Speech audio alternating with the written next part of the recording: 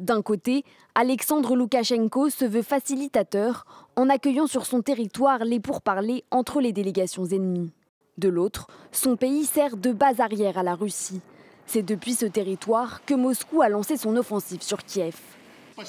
Mardi, Alexandre Loukachenko a annoncé le déploiement de troupes supplémentaires biélorusses à la frontière avec l'Ukraine et demandé à Vladimir Poutine de déployer davantage de missiles à l'ouest du pays.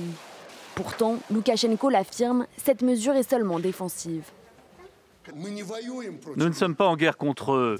Il n'y a pas besoin de ça, pas besoin du tout. Aucun missile ne vole là-bas depuis notre territoire. Il n'y a pas besoin de cela. Mais la chef de l'opposition biélorusse, réfugiée en Lituanie, dénonce le rôle de la Biélorussie et appelle à une mobilisation anti-guerre dans son pays. C'est de nos aérodromes que les avions décollent et larguent des bombes sur Jitomir. Des roquettes sont lancées depuis nos champs sur Tchernigov. Des centaines de chars entrent chaque jour en Ukraine par nos passages frontaliers. Alors, à quoi joue le président biélorusse? Au pouvoir depuis 1994, Loukachenko a longtemps entretenu des relations complexes avec Moscou. Mais c'est grâce à l'appui du Kremlin qu'il a pu se maintenir au pouvoir malgré la contestation massive contre sa réélection truquée en 2020. Depuis, le pays n'est plus qu'un vassal de Moscou, ultra dépendant de son soutien économique, politique et militaire.